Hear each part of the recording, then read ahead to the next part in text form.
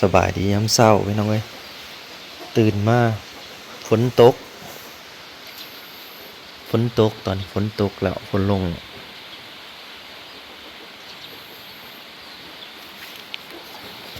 ที่จริงฝนมันสิตกไวกว่านี้อีกนะปกติแกเพราะมันสิห้ามดอกม่วงดอกนั้นเดี๋ยวปีนี้ฝนซาในจังน้อยห้ากะมานี่แหละห้ากะตกห้ากะแจ๊ะหน่อยหนึง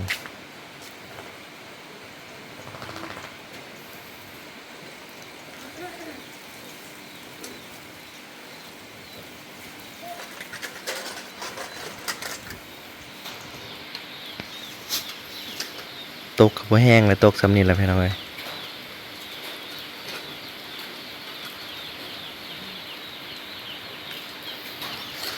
มันก็เริ่มย่อยใส่ค่าแล้วมีเม็ดใหญ่ๆมานำ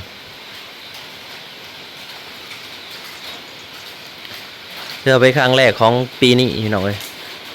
ครั้งแรกของ2026ที่ว่าฝนมาคันมันแห้งกว่านี้ก็จักระจันทร์สิออกแม่งจักระจันทร์ไข่มดแดงกระตึงได้บ่นี่พี่น้องเอ้ยเพราะว่ามันก็รอฝนอยู่แล้วมันบ่ได้กินน้ำเด้พอฝนตกแล้วไข่มดแดงกระตึงจักระจันทร์ก็ขึ้นแล้วบ่นี่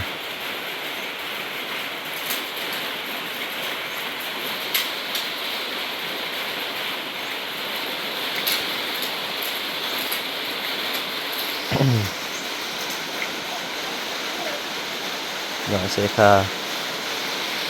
ใครอยู่หาเอารถเฮามาไว้ข้างที่แล้วสภาพมอมแมมไปเลยจังมันยังมันยา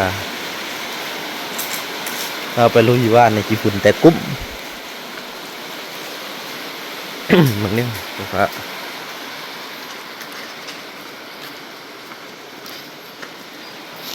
ทางนี้ตกย่อยจักจะก็ทางตกวันนี้ก็ไข่ดอกบ่มีลมบ่มียัง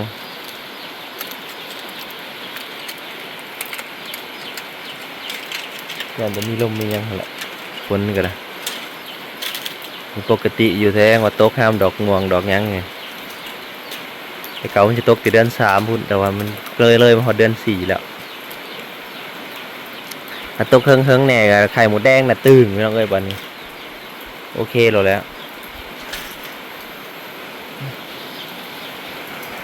หน่อยใช้คาเลยพอดีล่างกี่ฝุ่นลงมาแต่ลังคาฝนมาแล้ว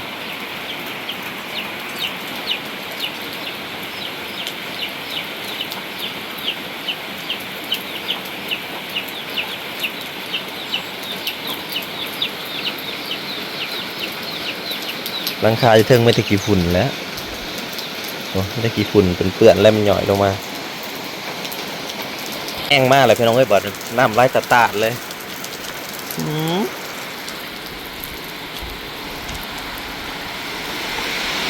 จัดนักเลยบ่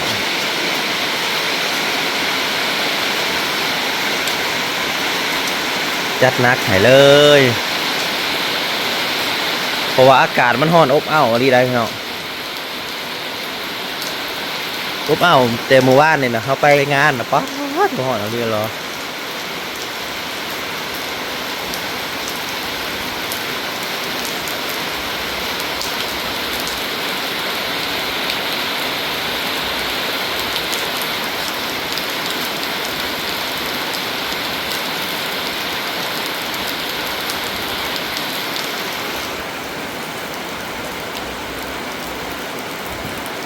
เขาฤดูร้อนแล้วมันมีฝนหรือได้เพราะว่า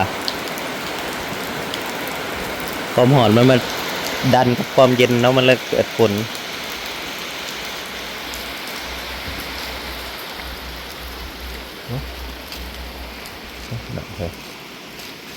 มาแล้ว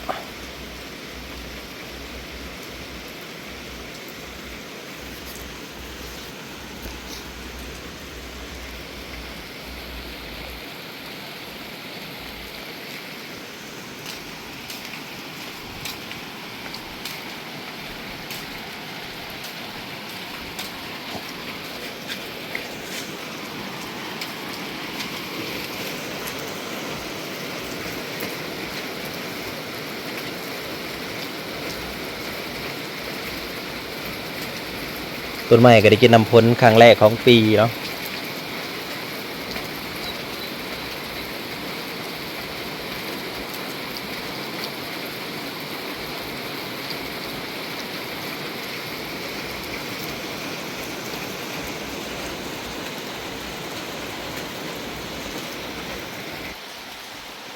เริ่มย่อยอันตูบหน่อยแล้วเด้อพี่น้องเอ้ย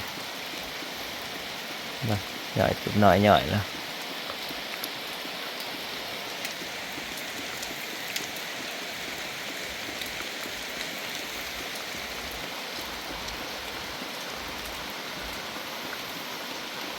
นังโดฝนตกบ่หืฝนตกกีตาร์กับบกแกะนี่ไปไปไป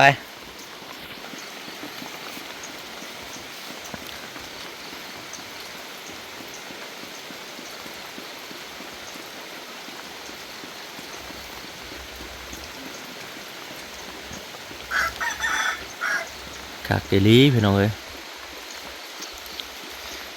จะได้กินจักรจันทร์จะได้กินหมดแดงอยู่ดอกขนาดฝนตกมาใส่แล้วมัน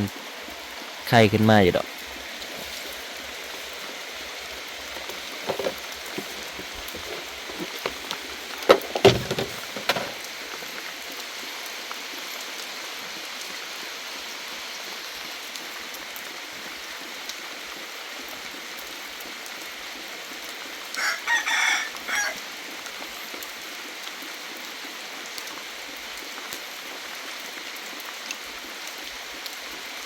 สิตกเครื่องเล่นได้แหละรอเบิ่งน้ำกันสิตกเครื่องสิตกกันเศร้าเร็วแต่ว่าเบิ่งเทิงฟ้านี่คือสิลิ้นเฮิงเติบอยู่เบิ่ง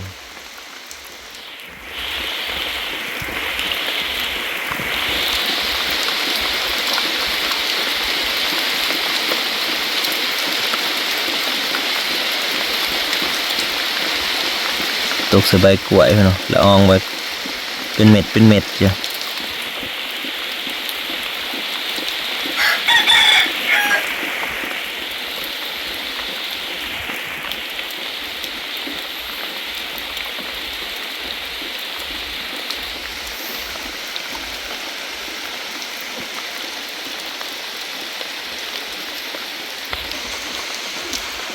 จะพูดเท่าแมว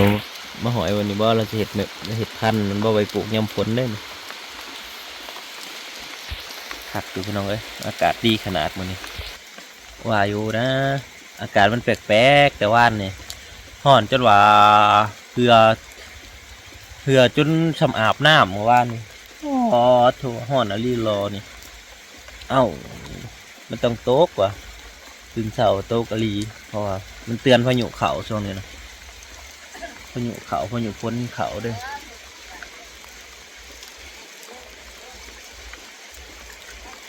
อากาศเย็นแบบ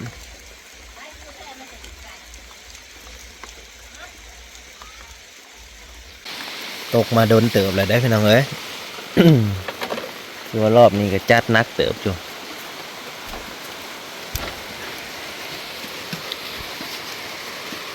ถนนเฮามันจิแลนได้บ่ฝนตกสำนี้ที่มันเปื้อนติดแต่นั้นเบิดหินมันยังบ่ทันขึ้นยังมีดินอยู่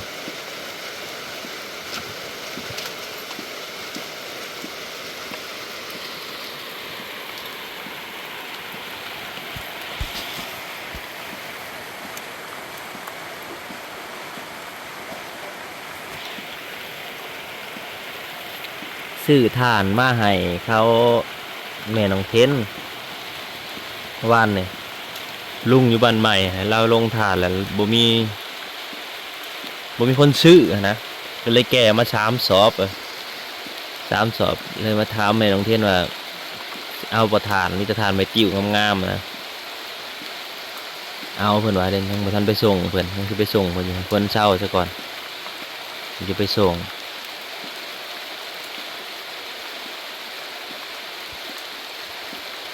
มันฝนยังตกอยู่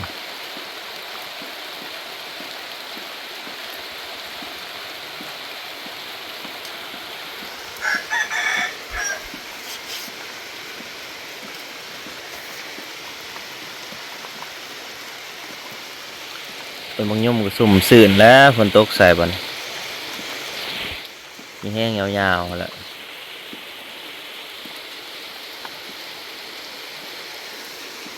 น้ำย่อยใส่ข้าน้ำจนไหลใส่ข้าวเห็นว่าย่อยแล้วน้ำใส่ข้าจนไหล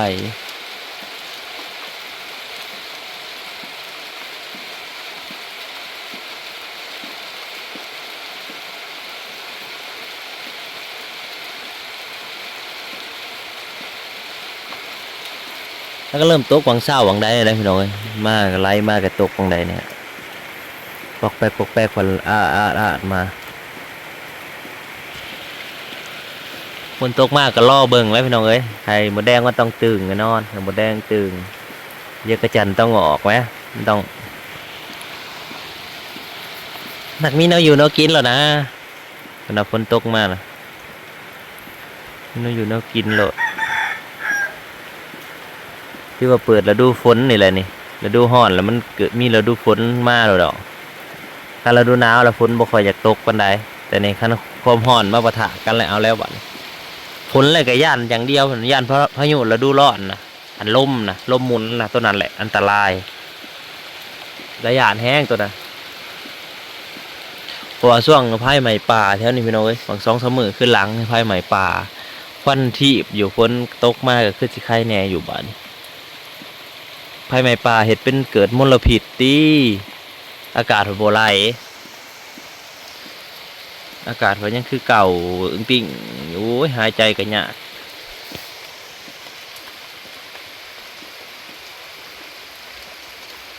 หายใจกันยากลำบากมองดูมองงิ้วงาเดียวจนสิหักเลยฟาดมันจนสิหักงาเดียวงิ้วงาเดียวจนสิหักนั่นแหละ